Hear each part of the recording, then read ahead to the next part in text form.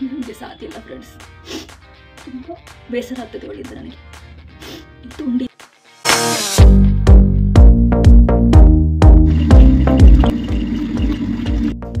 ಈಗ as a ತುಂಡಿಯಾಗಿ ನಾನೊಂದು ತುಂಡಿಯಾಗಿ ನನಗೆ ನನ್ನ ಎಕ್ಸ್ಪೀರಿಯನ್ಸ್ ಇತ್ತು ನಾನು ಹೇಳೋದು. ಹಲೋ ಎವ್ರಿವಾನ್, ಅಸ್ಸಲಾಮು ಅಲೈಕುಮ್, ಎಲ್ಲರಿಗೂ ನಮಸ್ಕಾರ, ಎಲ್ಲರಿಗೂ ಹ್ಯಾಪಿ ಶಬ್ ಈ ಬರಾತ್. ಇವತ್ತು ನಮ್ಮದು ಬರಾತ್ ರಾತ್ರಿ. ಹಿಂದೂಸ್ಗಳಿಗೆಲ್ಲ ಗೊತ್ತಿರಲ್ಲ ಏನಂತೇಳಿ, ಬಟ್ ಮುಸ್ಲಿಮ್ ಅವರಿಗೆ ಆಬ್ವಿಯಸ್ ಆಗಿ ಗೊತ್ತಿರ್ತದೆ.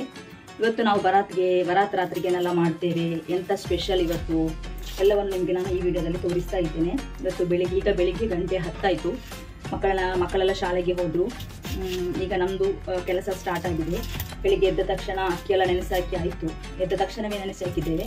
ಮತ್ತು ಚಿಕನ್ಗೆ ಕೂಡ ಆರ್ಡರ್ ಮಾಡಿದ್ದೇವೆ. ಅವರು ಮನೆಗೆ ತಂದು ಕೊಡ್ತಾರೆ. ಮಟನ್ ಭಾವ ತಂದು ಬರೋದು, ಅಂದರೆ ನೋಡಿ ಒಳ್ಳೆಯದು ನೋಡಿ ತರಬೇಕಲ್ಲ. ಅವರು ಎಳುಬೆಲ್ಲ ಹಾಕ್ತಾರೆ. ಅದಕ್ಕೋಸ್ಕರ ಭಾವ ಹೋಗಿದ್ದಾರೆ, ಬೆಳಿಗ್ಗೆನೇ ಹೋಗಿದ್ದಾರೆ ತರಲಿಕ್ಕೆ ಮಾರ್ಕೆಟಿಗೆ. ಹಾಗೆ ಅವರು ಬಂದ ತಕ್ಷಣ ನಮ್ಮದು ಈ ನೀರುಳ್ಳಿ ಎಲ್ಲ ಏನಿದೆ ಅದರದ್ದು ಕೆಲಸ ಸ್ವಲ್ಪ ಜಾಸ್ತಿ ಇರ್ತದೆ. ಕಟ್ ಮಾಡೋದಾಗಲಿ ಅಥವಾ ಫ್ರೈ ಮಾಡೋದಾಗಲಿ ಅದೆಲ್ಲ ಸ್ವಲ್ಪ ಜಾಸ್ತಿ ಇರುತ್ತೆ ಕೆಲಸ. ಸೊ ಹಾಗೆ ಅವ್ರು ಬರುವಾಗ ನಮ್ಮದು ಕೆಲಸ ಎಲ್ಲ ಆಗಿರ್ತದಲ್ವ, ಅದಕ್ಕೋಸ್ಕರ ಬೇಗನೆ ನೀರುಳ್ಳಿಯನ್ನೆಲ್ಲ ಕಟ್ ಮಾಡ್ತಾ ಇದ್ದೇನೆ. ಇವತ್ತು ನಾವೇನೆಲ್ಲ ಮಾಡ್ತೇವೆ ಅಂದರೆ ನಾಷ್ಟ ಮಾಡ್ತೇವೆ ರಾತ್ರಿಗೆ. ನಾಷ್ಟ ಅಂದರೆ ತಿಂಡಿ ಮಾಡ್ತೇವೆ. ನಿಮಗೆ ಕನ್ನಡದಲ್ಲಿ ಕೆಲವರಿಗೆ ಗೊತ್ತಿರಲ್ಲ ನಾಷ್ಟ ಅಂದರೆ ಏನಂತ. ನಾವು ರಾತ್ರಿ ಊಟ ಮಾಡಲ್ಲ, ಬಿರಿಯಾನಿ ಅದು ಇದೆಲ್ಲ ಊಟ ಎಲ್ಲ ಮಾಡಲ್ಲ. ರಾತ್ರಿ ನಾವು ನಾಷ್ಟ ಮಾಡೋದು. ನಾಷ್ಟ ಅಂದರೆ ಎಂತ, ಕೆಲವರು ಇಡಿಯಪ್ಪ ಮಾಡ್ತಾರೆ, ಕೆಲವರು ಪತ್ತಿರಿ ಮಾಡ್ತಾರೆ. ಹಾಗೆ ಒಬ್ಬೊಬ್ಬರ ಮನೆಯಲ್ಲಿ ಒಂದೊಂದು ಸ್ಪೆಷಲ್ ಇರುತ್ತೆ. ನಮ್ಮ ಮನೆಯಲ್ಲಿ ಇವತ್ತು ಇಡಿಯಪ್ಪ ಮಾಡಬೇಕಂತ ರೈಸ್ ನೆನೆಸಿ ಹಾಕಿದ್ದೇವೆ. ಮತ್ತೆ ಪ್ಲ್ಯಾನ್ ಚೇಂಜ್ ಆಗ್ತದೆ ಅಂತ ಗೊತ್ತಿಲ್ಲ. ಹಾಗೆ ಆಮೇಲೆ ಚಿಕನ್ ರೋಲ್ ಮಾಡಬೇಕು. ನನ್ನ ತಾಯಿಗೆ ಚಿಕನ್ ರೋಲ್ ಅಂದರೆ ಇಷ್ಟ. ಹಾಗೆ ಅವರು ಚಿಕನ್ ರೋಲ್ ಮಾಡಬೇಕಂತ ಹೇಳಿದ್ರು. ಮತ್ತು ಮಕ್ಕಳಿಗೆ ಕೂಡ ತುಂಬ ಇಷ್ಟ. ಮೊನ್ನೆ ನನ್ನ ಅಣ್ಣನ ಮಗನ ಬರ್ತಡೆಗೆ ಮಾಡಿದ್ದೆ ಅಲ್ವಾ, ಎಲ್ಲರಿಗೆ ಇಷ್ಟ ಆಗಿ ಸಾಕಾಗಲಿಲ್ಲ ಅಂತ ತುಂಬ ಮಾಡಿದ್ದೆ, ಆದರೂ ಸಹ ಮಕ್ಕಳಿಗೆ ಸಾಕಾಗಲಿಲ್ಲ. ಹಾಗೆ ರೋಲ್ ಮಾಡಲಿಕ್ಕೆ ಉಂಟು. ಆಮೇಲೆ ಮನೆಗೆಲ್ಲ ಸ್ವಲ್ಪ ಏನಾದರೂ ಸಿಹಿ ಹಂಚಬೇಕು, ಅದಕ್ಕೋಸ್ಕರ ಸೀರು ಕುರ್ಮ ಮಾಡಲಿಕ್ಕೆ ಉಂಟು. ಬೇರೆಂತ ಕೆಲವರು ಎಂತೆಲ್ಲ ಮಾಡ್ತಾರೆ ಆಯಿತಾ, ಬಟ್ ಮಾಡೋದು ದೊಡ್ಡ ವಿಷಯ ಅಲ್ಲ. ತಿನ್ನಲಿಕ್ಕೆ ದನ ಬೇಕಲ್ಲ ಮಕ್ಕಳಿಗೆಲ್ಲ. ಅವರಿಗೆ ಎಂತ ಇಷ್ಟ ಅದು ಮಾತ್ರ ತಿಂತಾರೆ. ಕಟ್ಲೆಟ್ ಇಷ್ಟ, ಅದನ್ನು ಮಾತ್ರ ತಿನ್ನೋದು, ಬೇರೆ ಎಂತ ತಿನ್ನೋದಿಲ್ಲ. ಹಾಗೆ ನಾನು ಇವತ್ತಿದ್ದು ವ್ಲಾಗನ್ನು ಇಲ್ಲಿಗೆ ನಾನು ಸ್ಟಾರ್ಟ್ ಮಾಡ್ತಾ ಇದ್ದೇನೆ. ಯಾರಾದರೂ ಸಬ್ಸ್ಕ್ರೈಬ್ ಮಾಡದೆ ನನ್ನ ಚಾನಲನ್ನು ನೋಡ್ತಾ ಇದ್ದೀರಿ, ಸಬ್ಸ್ಕ್ರೈಬ್ ಮಾಡಿ. ಈಗ ನಾನು ನನ್ನ ಬೆಳಗಿನ ಕೆಲಸ ಈವ್ನಿಂಗ್ವರೆಗೆ ಏನೆಲ್ಲ ಮಾಡ್ತೇನೆ ಅಂತ ನಿಮ್ಮೊಂದಿಗೆ ನಾನು ಹಂಚ್ತೇನೆ.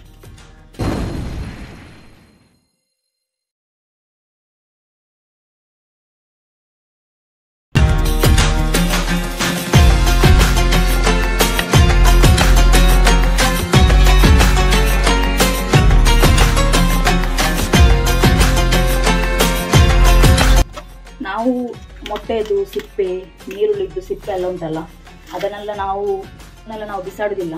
ಹೀಗೆ ಒಂದು ಜಾರಿಗೆ ಹಾಕಿಡ್ತೇವೆ. ಅದು ಫುಲ್ ಆದ ನಂತರ ಬಿಸಿಲಿಗೆ ಹಾಕಿ ಒಣಗಿಸಿ ಅದನ್ನು ನಾವು ನಮ್ಮ ಇದುಂಟಲ್ಲ ಗಿಡಗಳೆಲ್ಲ ಉಂಟಲ್ಲ ಅದಕ್ಕೆಲ್ಲ ಒಳ್ಳೆಯದು ಎಂತ ಗೊಬ್ಬರ ಅಂತ ಹೇಳ್ತೇವಲ್ಲ, ನ್ಯಾಚುರಲ್ ಗೊಬ್ಬರ ಅದು ಮಾಡೋದು. ಸೊ ನೋಡಿದವರು ಎಣಿಸ್ಬಿಡಿ ನಾನು ಇದರಲ್ಲಿ ತುಂಬಿಸ್ತಾ ಇದ್ದಾಳೆ ಅಂತ. ಅಂದರೆ ಇದನ್ನು ತುಂಬಿಸಿದ್ದು ಫುಲ್ ಆದ ನಂತರ ಎಂತ ನಮ್ಮದು ಫ್ರೂಟ್ಸ್ ಇದ್ದು ಸಿಪ್ಪೆ ಅಥವಾ ಇದರದ್ದು ಬಾಳೆದು ಸಿಪ್ಪೆ, ಅದೇ ಲೈಕ್ ಫ್ರೂಟ್ಸ್ ಇದ್ದು ಸಿಪ್ಪೆ, ವೆಜಿಟೇಬಲ್ ಸಿಪ್ಪೆ, ಆಮೇಲೆ ಜ್ಯೂಸ್ ಎಲ್ಲ ಮಾಡಿ ಕೊನೆಗೆ ಇದು ಉಳಿತದಲ್ಲ ಅದನ್ನೆಲ್ಲ ಇದಕ್ಕೆ ಹಾಕಿಟ್ಟು ಆಮೇಲೆ ಬಿಸಿಲಿಗೆ ಒಣಗಿಸಿ ಅದನ್ನು ನಾವು ಗೊಬ್ಬರವನ್ನಾಗಿ ಮಾಡ್ತೇವೆ. ಈಗ ನೋಡಿ ನಮ್ಮದು ರೋಲಿಗೆ ಏನೆಲ್ಲ ಬೇಕು, ರೋಲಿಗೆ ಎಷ್ಟು ಆನಿಯನ್ ಬೇಕು ಅಷ್ಟನ್ನು ಕಟ್ ಮಾಡಿ ಇಟ್ಟಿದ್ದೇನೆ. ಈಗ ನೆಕ್ಸ್ಟ್ ನಮ್ಮದು ಮಟನ್ಗೆ ಏನು ನೀರುಳ್ಳಿ ಬೇಕು ಅದನ್ನು ಕಟ್ ಮಾಡಬೇಕು. ಎಲ್ಲವನ್ನು ಕಟ್ ಮಾಡಿ ಆಮೇಲೆ ನಿಮ್ಮೊಂದಿಗೆ ನಾವು ನನಗೆ ಸಾಧ್ಯ ಇಲ್ಲ ಫ್ರೆಂಡ್ಸ್, ತುಂಬ ಬೇಸರ ಆಗ್ತದೆ ಒಳ್ಳಿದ್ದು ನನಗೆ ತುಂಡಿ ಇದ್ದಾಳಲ್ಲ. ಏನಿಲ್ಲ ಫ್ರೆಂಡ್ಸ್, ನಾನು ಈರುಳ್ಳಿ ಕಟ್ ಮಾಡ್ತಾ ಇದ್ದೆ. ಹಾಗೆ ಒಂದು ಡ್ರಾಮಾ ಅಷ್ಟೇ. ನೀರುಳ್ಳಿ ಕಟ್ ಮಾಡ್ತಾ ಇದ್ದೇನೆ. ಕಣ್ಣಲ್ಲಿ ಭಯಂಕರ ಬರ್ತಾವ, ಕಂಟ್ರೋಲ್ ಮಾಡಲಿಕ್ಕೆ ಆಗ್ತಾ ಇಲ್ಲ.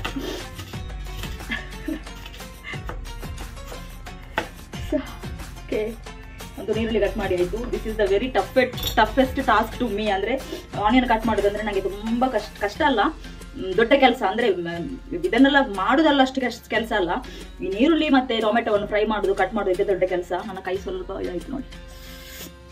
ಓಕೆ, ಈಗ ಮಟನಿಗೆ ನಮ್ಮದು ನೀರುಳ್ಳಿ ರೆಡಿ ಆಯಿತು. ಈಗ next task is tomato cutting. ಅದು ಸ್ವಲ್ಪ ಈಸಿ ನನಗೆ, ಅಂದರೆ ಸಿಪ್ಪೆ ತೆಗಿಲಿಕ್ಕಿಲ್ಲ ಎಂತೆಲ್ಲ ಕಚ ಅಂತ ಅದನ್ನು ಕಟ್ ಮಾಡ್ತಾ ಹೋಗೋದು. ಈಗ ಮಟನ್ ಇದ್ದು ರೆಡಿ ಆಯಿತು, ಕಟ್ಲೆಟ್ ಇದ್ದು ರೆಡಿ ಆಯಿತು. ನೆಕ್ಸ್ಟ್ ಟೊಮೆಟೊವನ್ನು ಕಟ್ ಮಾಡಿ. ಅವರು ಟೊಮೆಟೊ ಮತ್ತು ನೀರುಳ್ಳಿಯನ್ನು ಹಾಕಲಿಕ್ಕೆ ಕನ್ಫ್ಯೂಸ್ ಮಾಡ್ತಾರೆ. ಅಂದರೆ ಜಾಸ್ತಿ ಹಾಕೋದಿಲ್ಲ, ಸ್ವಲ್ಪ ಹಾಕೋದು. ಹಾಗೆ ಹಾಕಿದರೆ ಟೇಸ್ಟ್ ಬರಲ್ಲ. ಜಾಸ್ತಿ ಹಾಕಿದ್ರೇ ಮಸಾಲ ಕೂಡ ನಮಗೆ ಜಾಸ್ತಿ ಸಿಗೋದು, ಆಮೇಲೆ ಟೇಸ್ಟ್ ಕೂಡ ಜಾಸ್ತಿಯಾಗಿ ಸಿಗೋದು. ಹಾಗೆ ನಮಗೆಲ್ಲದಕ್ಕೆ ಸಹ ಟೊಮೆಟೊ ನೀರುಳ್ಳಿ, ಈ ಮಟನ್ ಆಮೇಲೆ ಚಿಕನ್ ಈ ಥರದ್ದು ಮೀಟ್ ಥರದ್ದೆಲ್ಲ ಇರ್ತದಲ್ಲ ಅದಕ್ಕೆಲ್ಲ ನಮಗೆ ನೀರುಳ್ಳಿ ಟೊಮೆಟೊ ಜಾಸ್ತಿ. ಆಗ ನಮಗೆ ಸ್ವಲ್ಪ ಟೇಸ್ಟ್ ಜಾಸ್ತಿ ಕೊಡ್ತದೆ, ಕ್ವಾಂಟಿಟಿ ಕೂಡ ಜಾಸ್ತಿ ಆಗುತ್ತೆ. ಈಗ ನಾನು ಟೊಮೆಟೊ ತೆಗೆದಿದ್ದೇನೆ, ಟೊಮೆಟೊವನ್ನು ಕಟ್ ಮಾಡಿ ಬರ್ತೇನೆ.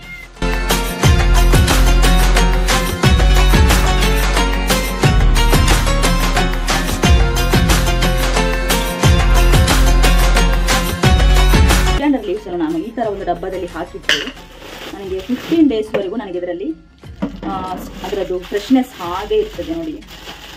ಈ ಥರ ಇದರದ್ದು ಇದಿದಲ್ವ ಬೇರು, ಅದನ್ನು ಕಟ್ ಮಾಡಬೇಕು. ಆಮೇಲೆ ಈ ಥರ ಫ್ರಿಜ್ಜಲ್ಲಿ ಇಟ್ಟರೆ 15 ಡೇಸ್, ಇದು ಈಗ 1 ವೀಕ್ ಆಯಿತು, ಇನ್ನೊಂದು 1 ವೀಕ್ ಹೀಗೆ ಇರ್ತದೆ, ಏನಾಗೋದಿಲ್ಲ. ಅದಕ್ಕಿಂತ ಜಾಸ್ತಿ ನನಗೆ ಬರೋದಿಲ್ಲ, ಅದಕ್ಕೆ ಮುಂಚೆನೇ ಮುಗೀತದೆ. ಕೊರಿಯಾಂಡರ್ ಲೀವ್ಸ್ ಬೇಕಲ್ಲ, ಅದಕ್ಕೆ ಅದನ್ನು ತೆಗೆದಿಡ್ತಾ ಇದ್ದೇನೆ ಫಸ್ಟಿಗೆ. ಈಗ ಉಳಿದದನ್ನು ಫ್ರಿಜ್ಜಲ್ಲಿ ಹಾಗೆ ಇಡ್ತೇನೆ. ಹೀಗೆ ಒಂದು ಕವರ್ಗೆ ಹಾಕಿಟ್ಟು ಒಂದು ಈ ಥರದೊಂದು ಬಾಟಲ್ಗೆ ಹಾಕಿಟ್ಟರೆ ಒಂದು 15 ಡೇಸ್ವರೆಗೂ ನನಗೆ ಹೀಗೆ ಸ್ಟಾಕ್ ಆಗುತ್ತೆ. ಇಲ್ಲಾಂದರೆ ಆಗಾಗ ಅಂಗಡಿಗೆಲ್ಲ ಹೋದರೆ ನಾವು ಮರೆತು ಬಿಡ್ತೇವಲ್ಲ, ಹಾಗೆ ಫ್ರಿಜ್ಜಲ್ಲಿ ಇಟ್ಟರೆ ಏನಾಗೋದಿಲ್ಲ. ಈ ಥರ ಒಮ್ಮೆ ಟ್ರೈ ಮಾಡಿ. ಕಟ್ ಮಾಡಿಟ್ಟದ್ದು ಇದು ಮಟನ್ಗೆ ಕಟ್ ಮಾಡಿಟ್ಟದ್ದು, ಇದು ಕೊರಿಯಾಂಡರ್ ಲೀವ್ಸನ್ನು ಕಟ್ ಮಾಡಿಟ್ಟು, ಈರುಳ್ಳಿ ಟೊಮೆಟೊ ಎಲ್ಲ ಕಟ್ ಮಾಡಿ ಆಯಿತು. ಈಗ ಎಂತ ಮಟನ್ ಬರಲಿಲ್ಲ, ಚಿಕನ್ ಬರಲಿಲ್ಲ. ಈಗ ನಮ್ಮದು ಬಾಕಿ ಕೆಲಸ ಸ್ವಲ್ಪ ಉಂಟು. ಮೈದಾ ಹಿಟ್ಟನ್ನು ಕಲಿಸ್ಬೇಕು, ಅದನ್ನು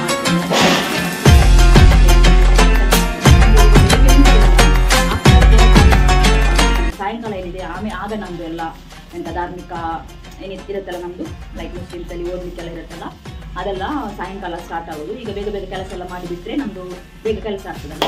ಈಗ ನಾನು ಮೈದಾ ಹಿಟ್ಟನ್ನು ಕಲಿಸ್ತೇನೆ, ಆಮೇಲೆ ಬ್ರೆಡ್ ಕ್ರಮ್ಸ್ ರೆಡಿ ಮಾಡ್ತೇನೆ, ಆಮೇಲೆ ಮೀಟ್ ಬಂದರೆ ಅದನ್ನು ಕುಕ್ಕರ್ನಲ್ಲಿಟ್ಟು ಬೇಯಿಸೋದು. ಈಗ ನಾನು ಮೈದಾ ಹಿಟ್ಟು ಕಲಿಸಲಿಕ್ಕೆ ತಯಾರಿ ಮಾಡ್ತಾ ಇದ್ದೇನೆ. ರೋಲ್ಗೋಸ್ಕರ ಸ್ವಲ್ಪ ಮೈದಾ ತೆಗೆದಿದ್ದೇನೆ, ಸ್ವಲ್ಪ ಉಪ್ಪು, ರುಚಿಗೆ ಎಷ್ಟು ಬೇಕು ಅಷ್ಟು ಹಾಕಿ, ನನಗೆ ಹಾಗೆ ಅಂದಾಜೇನಿಲ್ಲ, ಒಟ್ರಸ್ ಹಾಕೋದು, ಉಪ್ಪು ಹಾಕಿದೆ. ಆಮೇಲೆ ಎಲ್ಲರಿಗೆ ಗೊತ್ತಿರ್ಬೋದು, ಇನ್ನು ನಾನು ತಮಾಷೆ ಮಾಡಬೇಡಿ ಒಳ್ಳೆಂಥದ್ದು ಶೋ ಮಾಡೋದಂತ. ಗೊತ್ತಿಲ್ಲದವರಿಗೆ, ಕೆಲವರಿಗೆ ಮೈದಾ ಹಿಟ್ಟು ಗೋಧಂಬ ಹಿಟ್ಟೆಲ್ಲ ಕಲಿಸ್ಲಿಕ್ಕೆ ತುಂಬ ಕಷ್ಟ ಆಗ್ತದೆ. ನನಗೆಲ್ಲ ಮುಂಚೆ ಆಗಿ ಆಗ್ತಾಯಿತ್ತು. ಈ ಥರದ ದೊಡ್ಡದೊಂದು ವಿಸ್ಕ್ ನಾನು ಪರ್ಚೇಸ್ ಮಾಡಿದೆ. ಪರ್ಚೇಸ್ ಮಾಡಿದ ಮೇಲೆ ನನಗೆ ಈ ಥರ ಹಿಟ್ಟು ಕಲಿಸೋದೆಲ್ಲ ತುಂಬ ಸುಲಭ ಆಗ್ತಾ ಉಂಟು. ತುಂಬ ಅಂದರೆ ತುಂಬ ಸುಲಭ. ಈ ಥರ ನೀರು ಹಾಕ್ತಾ, ಅಂದರೆ ಕೆಲವರಿಗೆ ರೋಲ್ ಮಾಡೋದೆಲ್ಲ ಗೊತ್ತಿರ್ತದೆ, ಒಬ್ಬೊಬ್ಬರದ್ದು ಒಂದೊಂದು ವಿಧ ಇರ್ತದೆ. ನಾನು ಈ ಥರ ಮಾಡೋದು. ನೀವು ಯಾವ ಥರ ಮಾಡೋದಂತ ಕಮೆಂಟ್ ಮಾಡಿ. ನಿಮಗೇನಾದರೂ ಇದರಲ್ಲಿ ನನಗಿಂತ ಸ್ವಲ್ಪ ಎಕ್ಸ್ಪರ್ಟ್ ಯಾರಾದರೂ ಇದ್ದರೆ ನನಗೆ ಕಮೆಂಟಲ್ಲಿ ತಿಳಿಸಿ. ಈ ಥರ ಬೇಗನೆ ಆಗ್ತದೆ ಮಾಡಿದರೆ.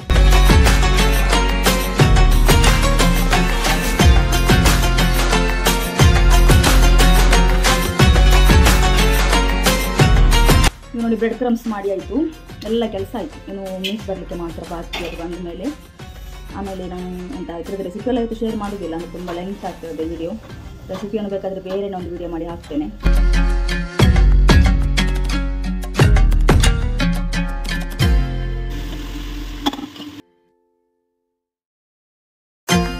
ವಿಷಯ ಏನು ಗೊತ್ತಾ ಫ್ರೆಂಡ್ಸ್, ಕೆಲವರದ್ದು ಎನಿಸಿಕೆ ಏನಂದರೆ ನಾವು ಹೈ ಫ್ಲೇಮಲ್ಲಿ ಇಟ್ಟರೆ ಬೇಗ ಬೇಯ್ತದೆ ಅಂತೇಳಿ ಹೈ ಫ್ಲೇಮಲ್ಲಿಟ್ಟು ಬೇಯಿಸ್ತಾರೆ.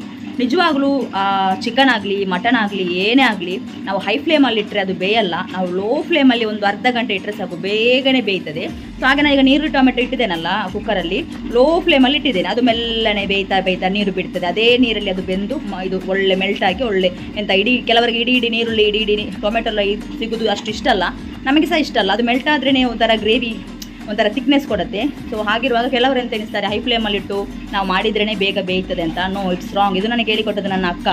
ನನಗೆ ಕುಕ್ಕಿಂಗೆಲ್ಲ ನಾನು ಜಾಸ್ತಿ ನೋಡಿ ಕಲಿಸೋದಿಲ್ಲ ನನ್ನ ಅಕ್ಕನಿಂದ. ಸೊ ಅವಳು ಹೇಳ್ತಾಳೆ ಯಾವಾಗಲೂ ನಾನು ಫಾಸ್ಟಾಗಿ ಇಡುವಾಗ, ಫಾಸ್ಟಾಗಿ ಇಡಬೇಡ, ಫಾಸ್ಟಾಗಿ ಇಟ್ಟರೆ ಅದು ಅಡಿಗೆ ಇದು ಆಗ್ತದಲ್ಲ, ಅದಾಗ್ತದೆ. ಈಗ ನೀವು ಲೋ ಫ್ಲೇಮಲ್ಲಿ ಇಟ್ಟರೆ ಮಾತ್ರ ಬೇಯುತ್ತಂತ. ಆಮೇಲೆ ನಾನು ಅದನ್ನು ನೋಡುವಾಗ ಇಟ್ಸ್ ಕರೆಕ್ಟ್, ಅಂದರೆ ಲೋ ಫ್ಲೇಮಲ್ಲಿ ಇಟ್ಟರೆ ಮಾತ್ರ ಬೇಗ ಬೇಯ್ತದೆ.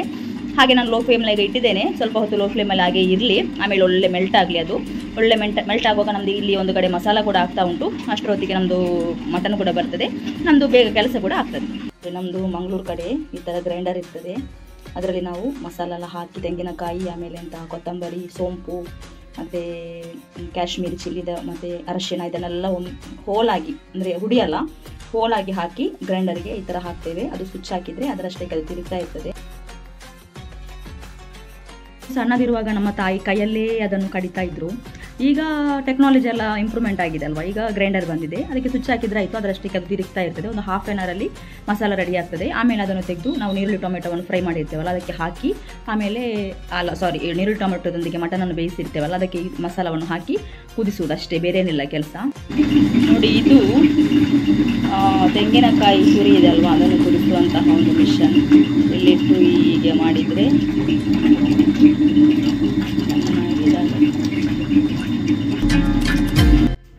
ಈಗ ಆ್ಯಸ್ ತೊಂಡಿಯಾಗಿ, ನಾನೊಂದು ತೊಂಡಿಯಾಗಿ ನನಗೆ ನನ್ನ ಎಕ್ಸ್ಪೀರಿಯನ್ಸ್ ಇತ್ತು ನಾನು ಹೇಳೋದು.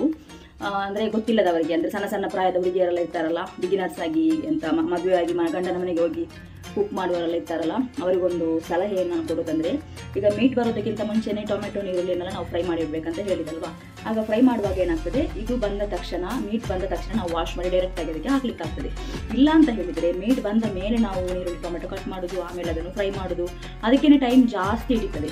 ಸೊ ಹಾಗಿರುವಾಗ ಬಿಗಿನರ್ ಫ್ರೆಂಡ್ಲಿಯಾಗಿ ಸ್ವಲ್ಪ ಯಂಗ್ ಆಗಿರುವವರು ಏನು ಕುಕಿಂಗ್ ಮಾಡಲಿಕ್ಕೆ ಸ್ಟಾರ್ಟ್ ಮಾಡಿರ್ತೀರ ಅವರಿಗೆ ನನ್ನ ಒಂದು ತೊಂಡಿಯಾಗಿ ನಾನೊಂದು ಸಲಹೆ ಏನು ಹೇಳೋದಂದರೆ, ನೀವು ಈ ಥರ ಫಸ್ಟಿಗೆ ಕಟ್ ಮಾಡಿ ಫ್ರೈ ಮಾಡಿಡಿ, ಆಮೇಲೆ ಮೀಟ್ ಬಂದ ತಕ್ಷಣ ಅದಕ್ಕೆ ಹಾಕುವ. ಆಗ ನಿಮ್ಮದು ಬೇಗ ನಿಮ್ಮದು ಒಂದು ಗಂಟೆ ಆಗುವಾಗ ನಿಮ್ಮದು ಎಲ್ಲ ಇದು ಫಿನಿಶ್ ಆಗಿಬಿಡುತ್ತೆ. ಕೆಲವರಿಗೆ ಇದು ಗೊತ್ತಿರಲ್ಲ, ಅವರು ಫಸ್ಟಿಗೆ ಎಂತ ಮಾಡ್ತಾರೆ, ಮೀಟ್ ಬರಲಿ ಅಂತ ಕಾಯ್ತಾ ಇರ್ತಾರೆ. ಮೀಟ್ ಬಂದ ಮೇಲೆ ನೀರುಳ್ಳಿ ಟೊಮೆಟೊ ಕಟ್ ಮಾಡಿ ಆಮೇಲೆ ನೀವು ಅದನ್ನು ಫ್ರೈ ಮಾಡುವಾಗ ಜಾಸ್ತಿ ಸಮಯ ಹಿಡಿಯುತ್ತೆ. ಹೀಗೆ ನೀವೊಮ್ಮೆ ಮಾಡಿ ನೋಡಿ, ನಿಮ್ಮದು ಕುಕಿಂಗ್ ಪಟ್ ಅಂತ ಆಗ್ತದೆ. ಇದು ನನ್ನದೊಂದು ಸಣ್ಣ ಟ್ರಿಕ್ಸ್. ಈಗ ನಾನೇನು ಮಾಡ್ತೇನೆ ಅಂದರೆ, ನೀರು ಟೊಮೆಟೊವನ್ನು ಫ್ರೈ ಮಾಡಲಿಕ್ಕೆ ಇಟ್ಟಿದ್ದೇನಲ್ವಾ, ಅದು ಫ್ರೈ ಆಗಿದೆ ಅಂತ ನೋಡಿ ಆಮೇಲೆ ಇದನ್ನು ಅದಕ್ಕೆ ಹಾಕಬೇಕು. ಈಗ ಮೀಟ್ ಬಂದ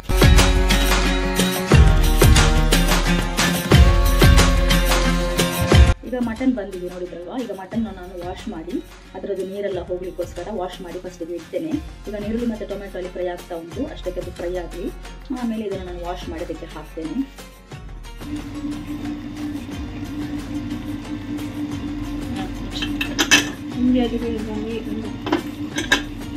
ನಾನದು ನೀರುಳ್ಳಿ ಟೊಮೆಟೊ ಇಟ್ಟು ಬಂದಿದ್ದಲ್ಲ, ಅದು ಒಳ್ಳೆ ಮೆಲ್ಟ್ ಆಗಿತ್ತು. ಅದಕ್ಕೆ ಜಿಂಜರ್ ಗಾರ್ಲಿಕ್ ಪೇಸ್ಟ್, ಅರಿಶಿನ ಹುಡಿ ಎಲ್ಲ ಹಾಕ್ಲಿಕ್ಕಿತ್ತು. ಅದನ್ನೆಲ್ಲ ಅಕ್ಕ ಹಾಕಿ ಅದಕ್ಕೆ ಮಟನ್ ಕೂಡ ಹಾಕಿ ಬೇಯಿಸ್ಲಿಕ್ಕೆ ಇಟ್ಟು ಬಿಟ್ಟಿದ್ದಾಳೆ. ಅದನ್ನೆಲ್ಲ ವಿಡಿಯೋ ಮಾಡ್ಲಿಕ್ಕೆ ಆಗಲಿಲ್ಲ. ನಿನ್ನಂತ ನಾನು ಅವಳಿಗೆ ನೆನಪಿರಲಿಲ್ಲ ಅಂತೆ ತೋರಿಸ್ಲಿಕ್ಕೆ.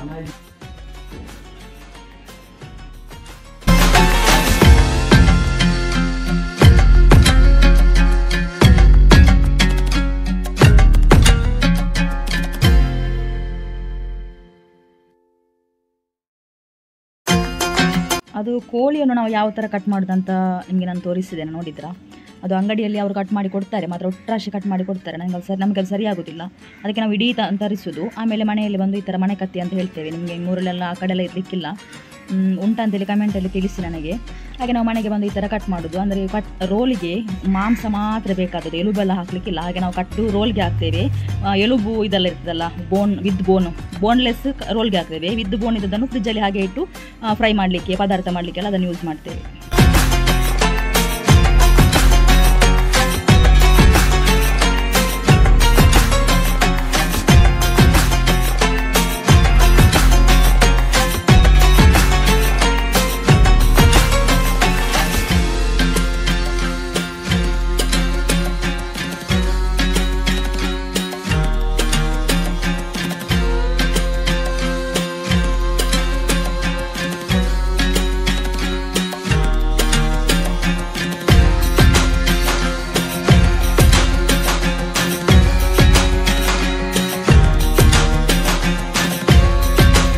ಇದರದ್ದು ಎಲ್ಲದರದ್ದು ರೆಸಿಪಿ ನಾನು ನೆಕ್ಸ್ಟ್ ಟೈಮ್ ಹಾಕ್ತೇನೆ. ಎಲ್ಲವನ್ನು ಇದಕ್ಕೆ ಇನ್ಕ್ಲೂಡ್ ಮಾಡಿದರೆ ವಿಡಿಯೋ ತುಂಬ ಲೆಂತ್ ಆಗ್ತದೆ. ಈಗ ಮಧ್ಯಾಹ್ನಕ್ಕೆ ಗೀ ರೈಸ್ ಮಾಡಿದ್ದೇವೆ, ಮಟನ್ ಕುರ್ಮಾ ರೆಡಿಯಾಗಿದೆ.